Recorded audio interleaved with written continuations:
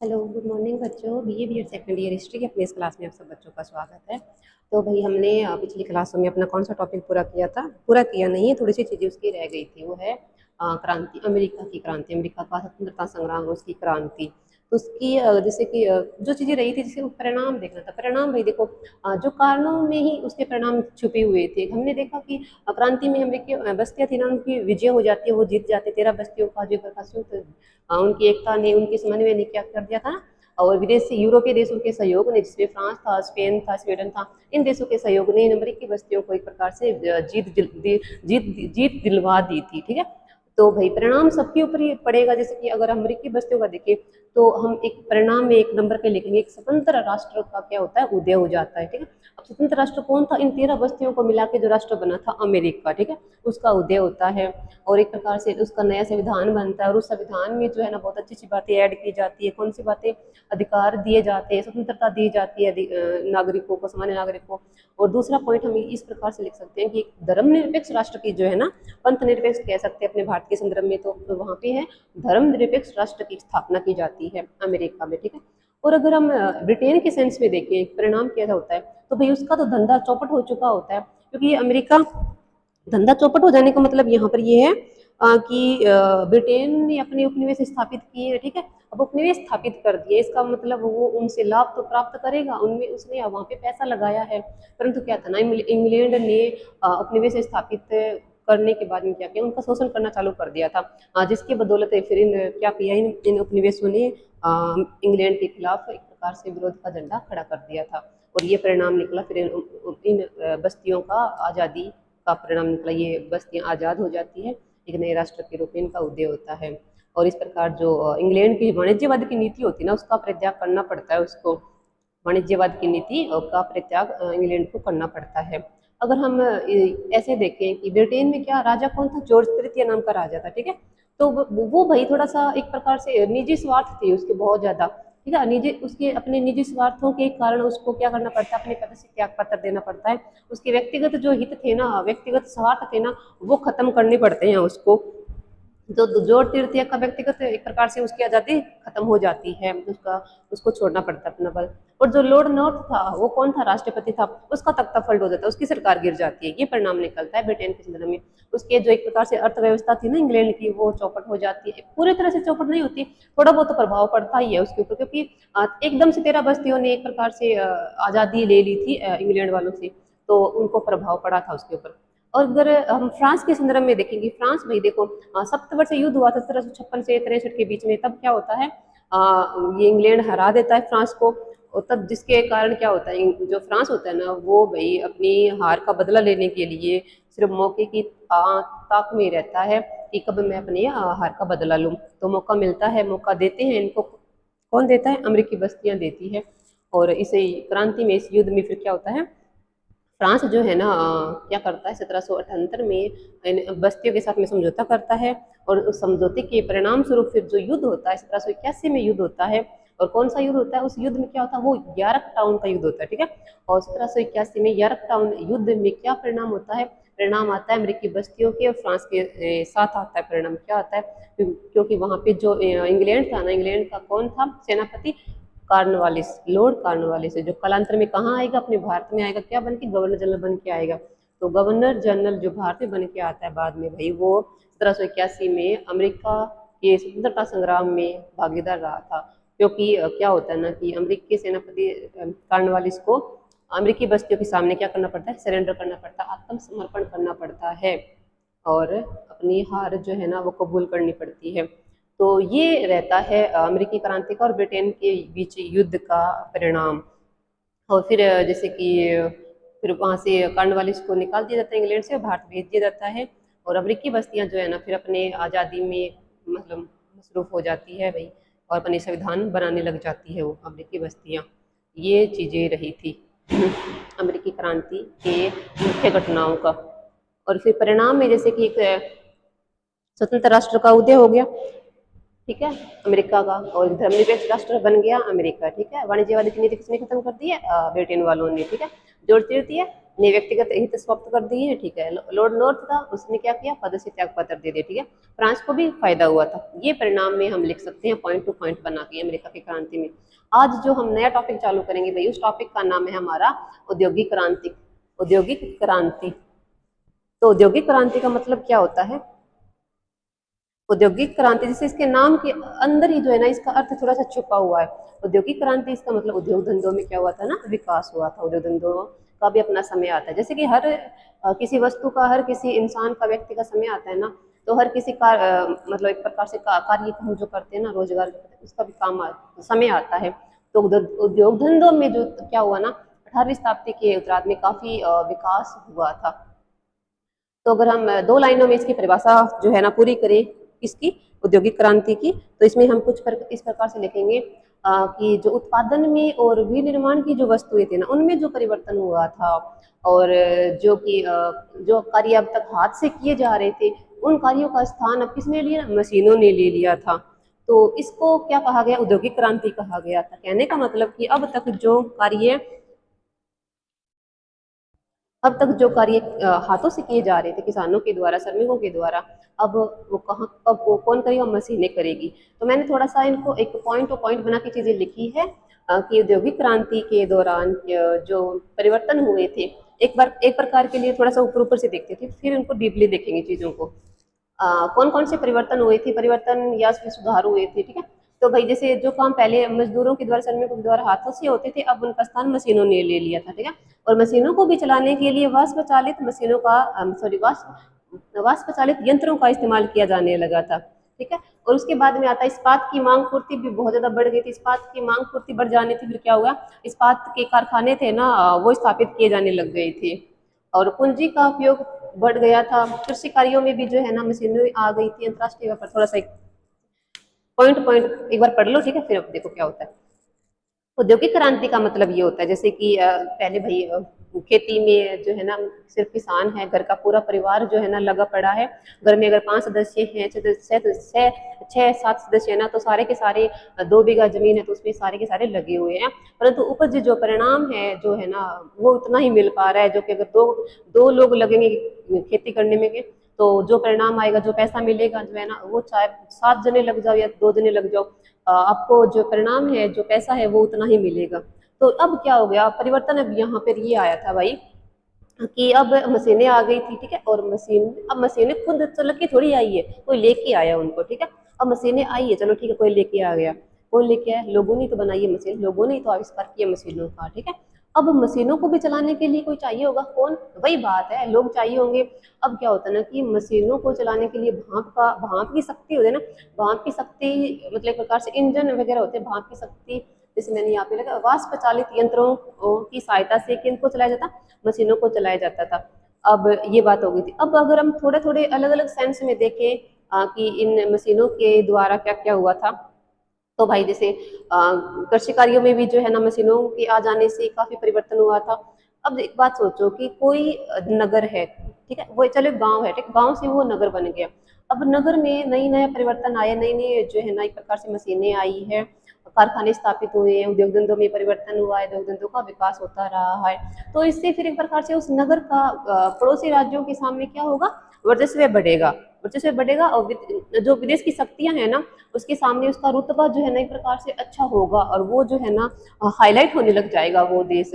अब वो अगर हम इस औद्योगिक क्रांति के संदर्भ में देखें, तो कौन सा देश है? वो है इंग्लैंड।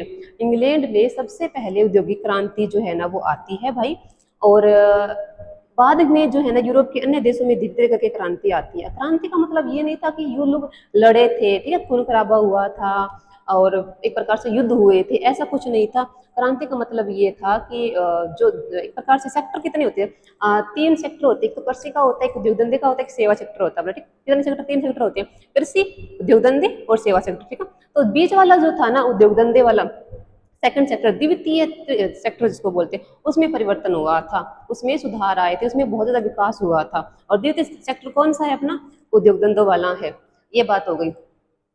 तो भाई देखो, पैसा आ रहा है आपके पास में, पूंजी आई है, पूंजी मतलब पैसा, ठीक है। तो खपत भी करोगे, मतलब आप उसको खर्च भी तो करोगे ना उसका। ये तो है नहीं कि आप उसको संभाल के ही रखोगे। तो वही बात है ना कि अब औद्योगिक उत्पादन हो जाने से इन इन ब्रिटेन वालों के, ब्रिटेन जो है ना और उसके पड़ोसी देश जो थे ना, यूरोपीय कंट्री में बोल सकती हूँ, उनके पास में क्या हो गया, उद्योग धंधों के विकास हो जाने से कारखाना पद्धति जो थी ना, वो काफी एक प्रकार से प्रचलित हुई थी, मतलब स्थापित हुई थी। और उसके बाद में क्या हुआ, पैसा आ गया। अब पैसा आ गया, अतिरिक्त पूंजी आ गई, अतिरिक्त उत्पादन होने लग गया, अतिरिक्त पूंजी की स्थापित हो गई है, अतिरिक्त विनिर्माण की वस्तु स्थापित होने लग गई। तो अब क्या होगा, अब हो गए उपनिवेश स्थापित किए जाएंगे, उपनिवेश स्थापित होंगे, साम्राज्यवाद की नीति होगी, विस्तारवाद की नीति। अब ये बड़े बड़े विचारधाराएं थी ना, ये स्थापित होने लगी थी। तो भाई तो वही बात, आप आपके पास पैसा आया तो आप उस पैसे को खर्च तो करोगे ना। अगर आप कंजूस हो तभी उसको हमेशा के लिए बचा के रखोगे, फिर वही बात है, किसी को दोगे नहीं। तो ये समझदार लोग थे ब्रिटेन वाले, ये यूरोपीय कंट्री, और उन्होंने अतिरिक्त जो उत्पादन था, अतिरिक्त जो पूंजी थी ना, उनको लगाया था अपने उपनिवेशों के ऊपर, अपने नए नए उपनिवेश स्थापित करने में। अब वो उपनिवेश कहाँ कहाँ स्थापित किए गए थे, वो स्थापित किए गए थे दक्षिणी अफ्रीका में। अब पूरी तरह से दक्षिणी अफ्रीका में नहीं कह सकती, उत्तरी अफ्रीका भी था, दक्षिणी अफ्रीका भी था, और उत्तर पूर्वी अफ्रीका हो गया, एशिया महाद्वीप हो गया, और लास्ट के अपने वो क्लास में देखा ही था, अमेरिका, अमेरिका महाद्वीप के बारे में, अमेरिका में 13 बस्तियां इन्होंने स्थापित की थी। तो वो उपनिवेश ही थे ना, ब्रिटेन के उपनिवेश ही थे। और उन उपनिवेशों में भी ब्रिटेन वालों ने अपने पैसे लगाए थे, बड़े वहाँ के जो फ्लोंटर थे, किसान थे, उनको उन्होंने ऋण दिया था, किस लिए, अपने मतलब सिंचाई व्यवस्था के लिए, कृषि करने के लिए, सिंचाई करने के लिए, और घरेलू उद्योग स्थापित करने के लिए। तो भाई कुछ भी हो, पूरी तरह से कोई शक्ति जो है ना वो बुरी नहीं होती है। अगर उस वो आपका शोषण भी कर रही है, तो उसने आपके आप में अपना इन्वेस्ट किया है, तो वो खुद का प्रॉफिट तो प्राप्त करेगी। तो वही बात है, ब्रिटेन वालों ने भाई अपनी अतिरिक्त उत्पादन को फिर कहाँ खर्च करना लग दिया था, दक्षिणी अफ्रीका में, और एशिया महाद्वीप हो गया, अफ्रीका महाद्वीप हो गया, इन देशों में उन्होंने खर्च करना चालू कर दिया था। ये बात हो गई। फिर क्या हुआ, अंतर्राष्ट्रीय व्यापार की, अंतर्राष्ट्रीय अंतर्राष्ट्रीय स्तर पर जो है ना, आंतरिक व्यापार, वो जो विदेशी व्यापार थे ना, वो काफी होने लग गए थे। अंतर्राष्ट्रीय व्यापार, अब देखो रास्ता कौन सा, अब हम जैसे मैप तो मैं यहाँ पे है नहीं, वरना मैप के थ्रू मैं तुझे बताती कि ये जो ब्रिटेन है, ब्रिटेन से फिर स्वेज नहर जो थी ना, स्वेज नहर इजराइल, अफ्रीका जो महाद्वीप है ना, उसके उत्तर और पूर्व से यहाँ से निकलती थी, खाड़ी वाले क्षेत्र है, वहां से एक स्वेज नहर निकलती थी, उसका मिस्र और सूडान के अंडर में थी, वो मिस्र के अंडर में थी। तो स्वेज नहर का निर्माण करवाया था इंग्लैंड ने, और उसके थ्रू फिर जो है ना एशिया के देशों में वो व्यापारिक गतिविधियों को संचालित करता था। कौन, ब्रिटेन करता था। ये बात हो गई। अब क्या किया, अब जैसे कि पहले महिलाएं हो गए, कोई हो गया जो कि मतलब शरीर से अपंग है, वृद्ध है, कोई पुरुष है, और या घर की महिलाएं, वो पहले क्या करती, घर में ही धंधा करती थी, घर में ही जैसे कुटीर उद्योग होते हैं, ठीक है, घरेलू उद्योग होते हैं, उनको बढ़ावा देती थी वो महिलाएं। अब क्या हो गया था ना भाई, अब व्यापक परिवर्तन आए थे, व्यापक सुधार हुए थे। अब उन घरेलू जो उद्योग धंधे थे ना, वो तो चौपट हो गए थे। और क्या हो गया था ना, अब नई नई पद्धति आने लगी थी, कारखाना पद्धति स्थापित हो गई थी, कारखाना पद्धति स्थापित हो गई थी। तो ये बात था, ये थोड़ा थोड़े परिवर्तन है जो मैंने सरसरी तौर पे आपको एक वर्ष के लिए लिखे हैं। अब जैसे कि एक वो है, मतलब क्या नाम है उसका, एसी नोल्स नाम की एक महिला है, ए नोल्ज, सिरमत्ती लिख लेना भाई, ठीक है, सिरमत्ती बहुत बड़ा नाम है, सिरमत्ती, नोल्ज। इन्होंने एक बात बोली है, क्या बात बोली है, जैसे कि सबसे पहले क्रांति इंग्लैंड में आई है, हमें पता ही है, ठीक है, फिर धीरे धीरे करके अन्य देशों में वो क्रांति होने लग गई थी, ठीक है। और देश में धीरे धीरे क्या हो गया था ना, जैसे कि मशीनों का आविष्कार हो गया था, और उनको चलाने के लिए फिर भाप का प्रयोग किया जाने लग गया था। तो फिर जो परिवर्तन हुए थे ना धीरे धीरे करके, तो उन परिवर्तनों को नॉल्स ने 6 भागों में बांटा है कि कौन कौन से परिवर्तन थे वो। जिसमें से अगर हम पहले लिखे तो भाई इंजीनियरिंग के क्षेत्र में विकास हुआ था, इंजीनियरिंग का विकास हुआ था, सही नाम है क्या, का विकास हुआ था। एक हम लिख सकते हैं, जो वस्त्र उद्योग थे ना, उसमें भी क्रांति आई थी, वस्त्र उद्योग, वस्त्र उद्योग में विकास हुआ था, ठीक है। और हम लिख सकते हैं कोयला, इस्पात, रेलवे, परिवहन, रेलवे, परिवहन, इसके अलावा जैसे कि रेलवे में और रसायन में लिख सकते हैं यहाँ पे, रसायन एवं रसायन उद्योग। मुख्य मुख्य जो इन्होंने बताए हैं एसी नोल्स ने कि मतलब औद्योगिक क्रांति के दौरान किन किन चीजों में परिवर्तन हुए थे, तो वो ये परिवर्तन है। इंजीनियरिंग का विकास काफी होने लगा था, वस्त्र उद्योग जो है ना वो स्थापित होने लगे थे, सूती और ऊनी वस्त्रों का काफी विकास हुआ था। कोयला और प्राकृतिक गैस जो थे ना उनका विकास हो रहा था, हुआ था काफी। इस्पात का भी, रेलवे और रसायन, परिवहन परिवहन अब जैसे वही बात है ना कि गाड़ी रेलगाड़ियां बन गई थी भाई। अब रेलगाड़ियों के बन जाने से क्या हो गया था कि लोग इधर उधर जाना जो था ना वो क्या हो गया, आसान हो गया था।